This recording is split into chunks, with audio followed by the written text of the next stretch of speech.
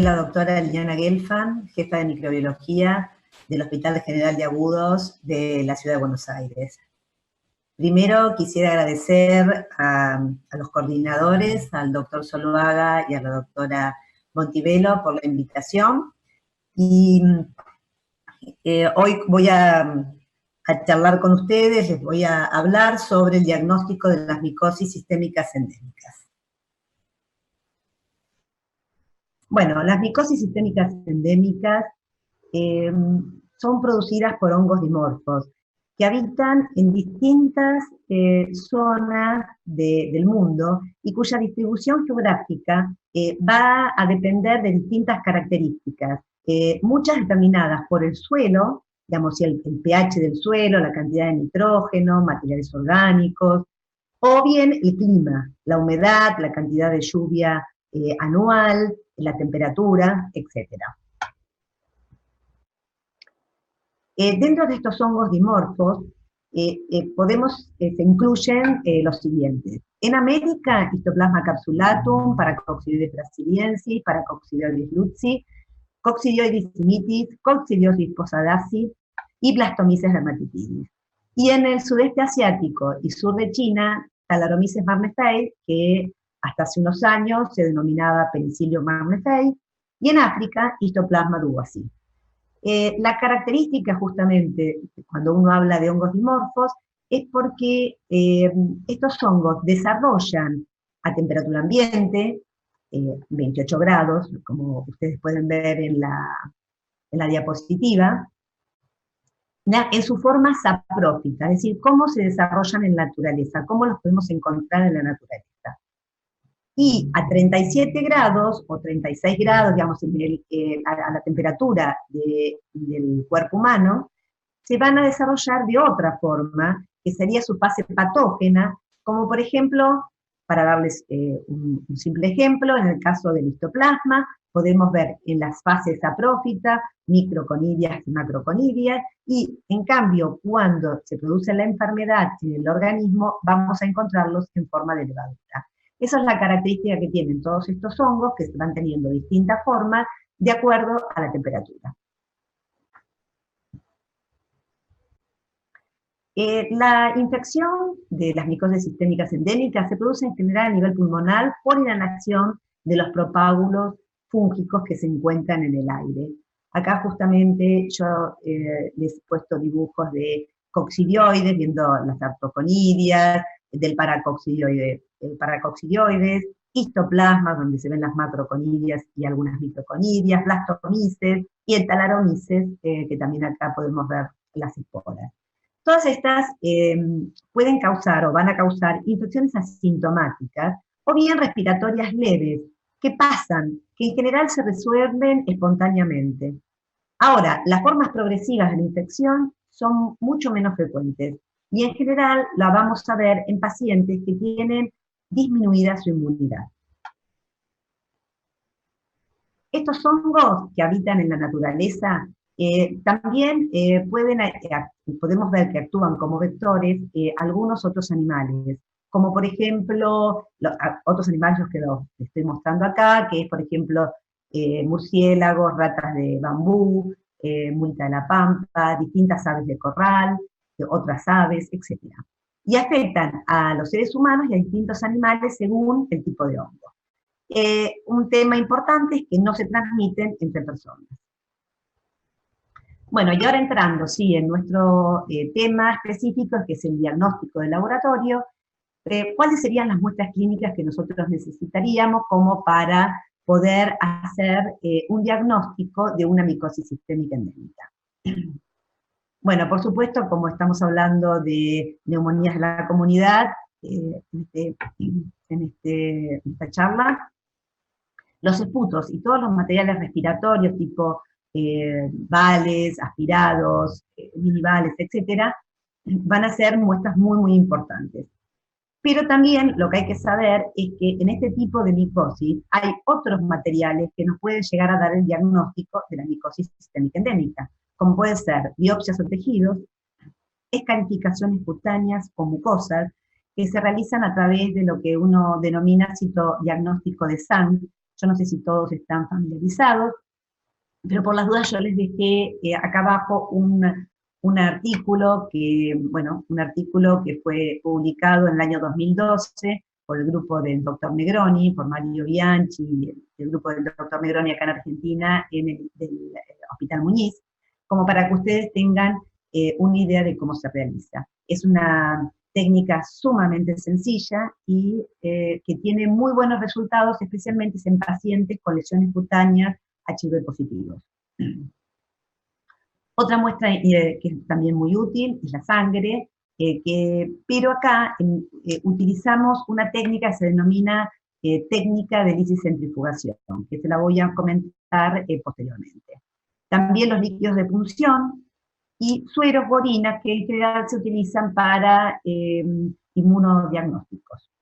Bueno, ¿cuáles serían los distintos pasos que uno tiene que realizar para el diagnóstico laboratorio? Bueno, el examen microscópico, cultivo e identificación del hongo, métodos inmunológicos y métodos moleculares.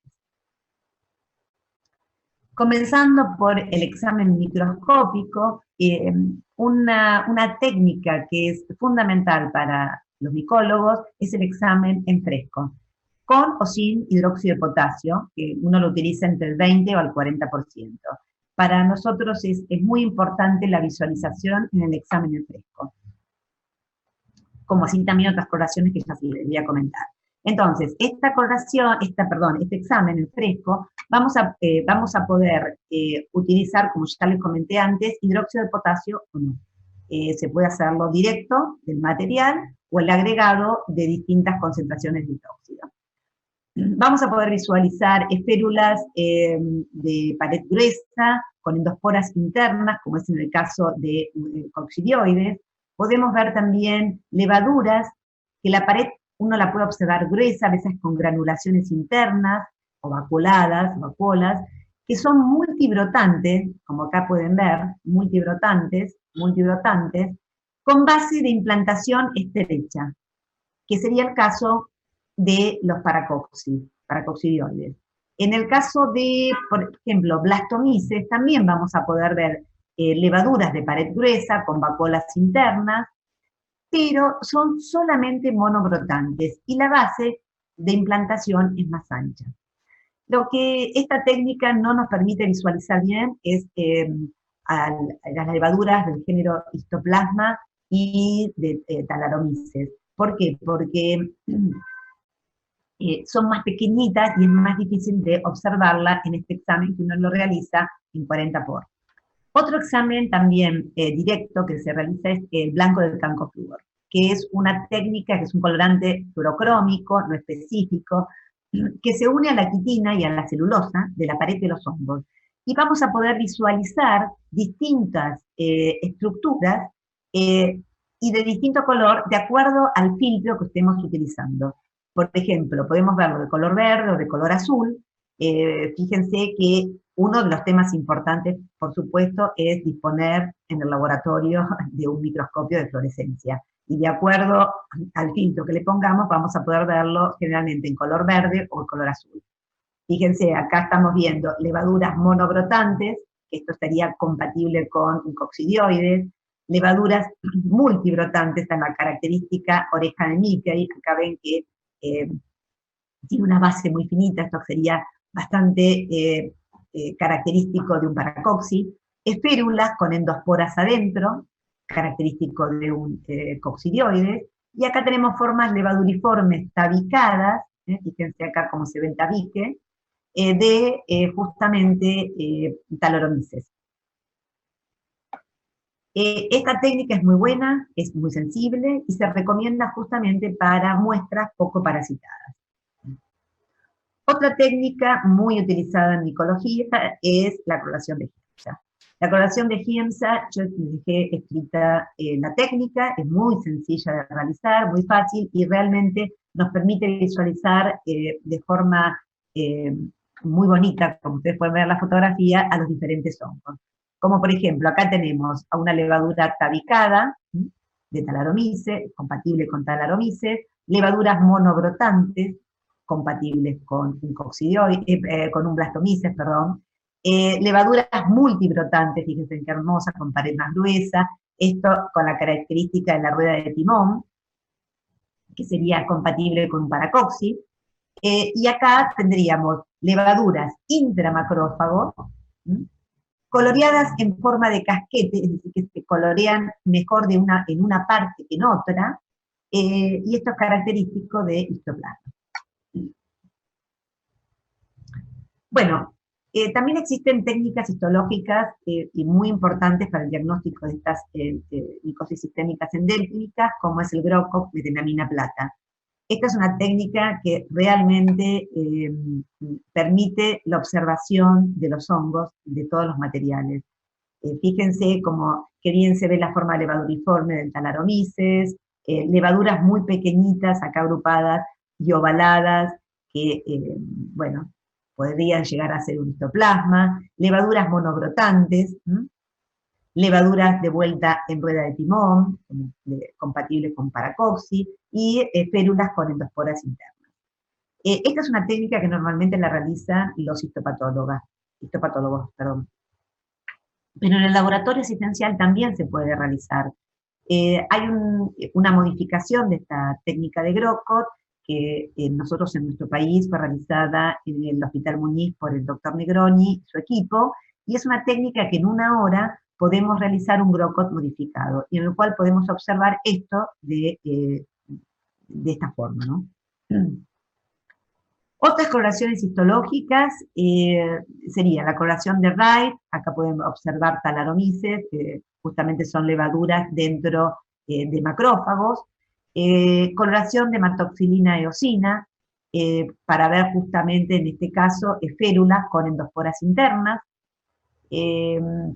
coloración de Paz, en este caso podemos observar una levadura multibrotante que sería compatible con un paracoxidioide. Una vez que uno realiza el examen directo o el examen en fresco o las coloraciones, lo importante es también el cultivo. Nosotros todos los materiales se hacen observación microscópica y el cultivo, que es fundamental para poder identificar al hongo.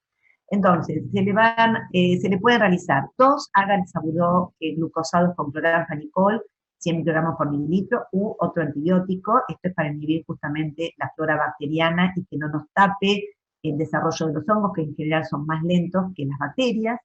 2, agar, cerebro-corazón, es decir, VHI agar, también con antibiótico. O bien se pueden usar otros medios como agar papa, agar sangre al 5%, etc. La incubación sí es prolongada, se va a hacer durante 4 a 6 semanas a 28 y 37 grados. Es decir, de estos, por ejemplo, 4 tubos, o por ahí son 3 tubos de cada uno elige lo que quiere sembrar, hay que poner un tubo de saburó y un tubo de VHI a 28, un tubo de saburó y un tubo de VHI a 37. Y dejarlo incubando todo este tiempo. ¿Por qué hablo de tubos? Porque primero, que si uno trabajaría con placas, se secarían mucho más rápido en medio de cultivo. No aguanta tantas semanas la placa en general. Y además, por una cuestión de bioseguridad, el tubo es más seguro porque uno no abre una placa que por ahí puede llegar a tener un hongo sistémico endémico. Entonces, nosotros trabajamos siempre y recomendamos trabajar en tubos. Entonces, en el caso de 28 grados vamos a observar el desarrollo de un hongo filamentoso, y a 37 grados vamos a observar la forma levaduriforme, que es más pastosa. La técnica que yo les comenté de lisicentrifugación es una técnica muy útil para algunas de estas micosis sistémicas endémicas. Acá también les dejo 2 trabajos del grupo de Mario Bianchi, bueno, y el doctor Negroni del Hospital Muñiz, uno del Hospital Fernández, para que vean cómo se realiza la técnica, pero igual yo acá se las voy a describir rápidamente porque es muy, muy sencilla. La lisicentrifugación se realiza justamente lisando la sangre que queremos cultivar, que se sacó del paciente, pero en Argentina no existe actualmente el método comercial que se llama isolator, que es un medio que tiene justamente un lisante y un anticoagulante. Como no llega a Argentina hace muchos años, se desarrolló justamente un método casero, que es colocar en un tubo estéril saponina, que es el lisante, y un anticoagulante.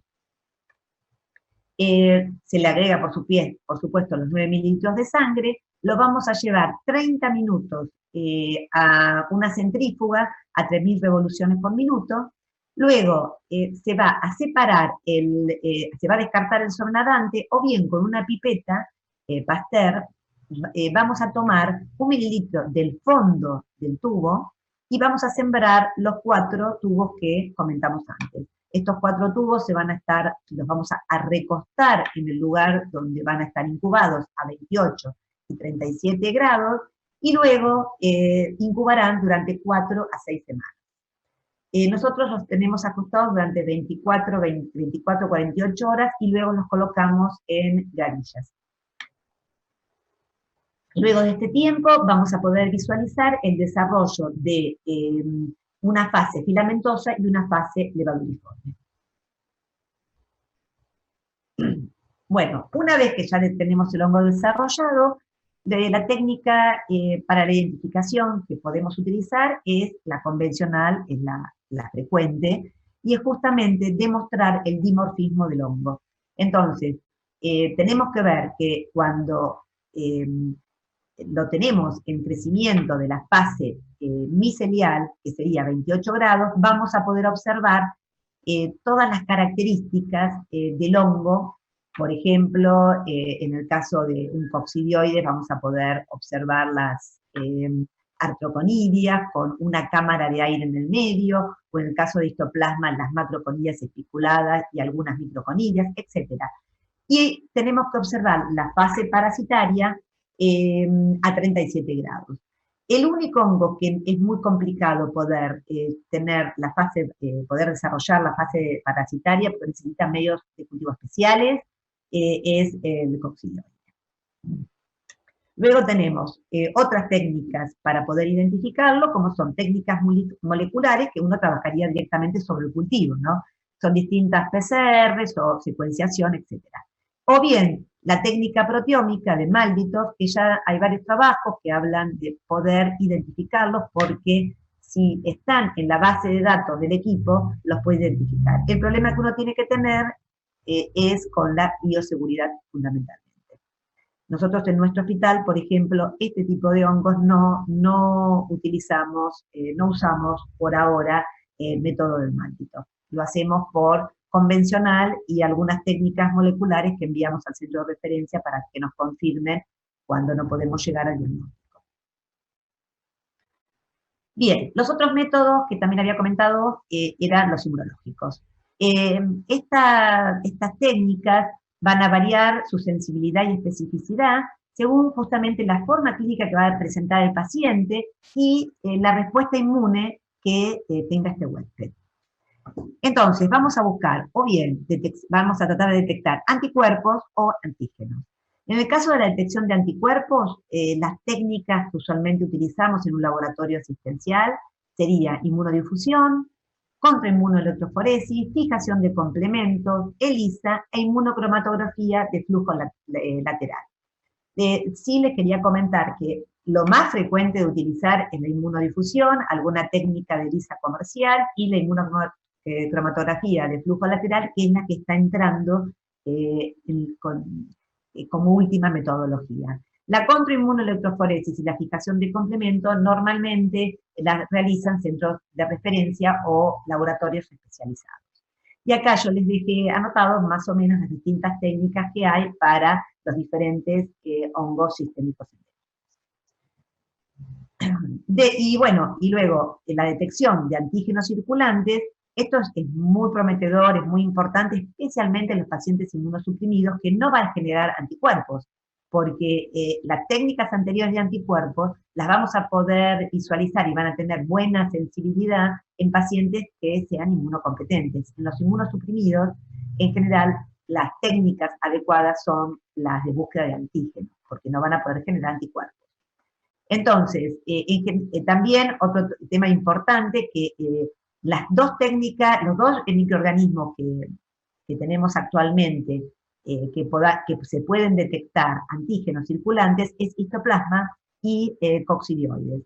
La técnica es ELISA policlonal o monoclonal y lateral flow son las que están en el mercado actualmente. El lateral flow recién está saliendo, todavía no llegó a Argentina, el policlonal y monoclonal acaba de llegar, pero ya está siendo usado en muchos países, en Estados Unidos y en algunos otros países de Latinoamérica. Y con respecto al radioinmunoensayo, ya es una técnica más específica que se usa hace muchísimos años en Estados Unidos en un centro de referencia a cargo del Dr. Witt. Pero no es una técnica que uno la tenga en un laboratorio asistencial. Lo que es muy importante saber que se utilizan muestras muy fáciles de obtener, como es una orina o el suero.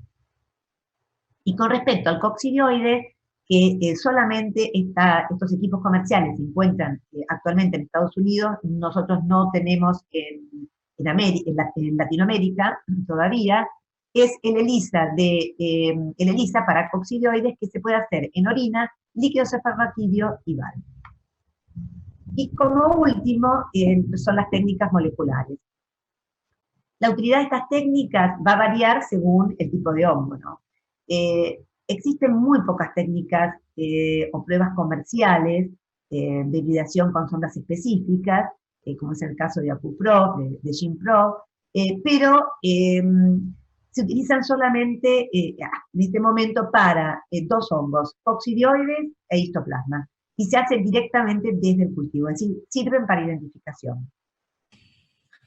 Ahora, nosotros desde los laboratorios asistenciales lo que más nos interesa es disponer de técnicas o de métodos comerciales, kits comerciales, donde podamos trabajar directamente sobre la muestra. No hay, por lo menos hasta el momento, kits comerciales a la venta a nivel de Argentina y creo que de Latinoamérica, pero sí hay muchos trabajos realizados con PCR, distintas PCR, real time, PCR sanidades, etcétera, que tienen muy buenos resultados. Bueno, espero que les haya sido de utilidad y les agradezco nuevamente el tiempo que me dedicaron.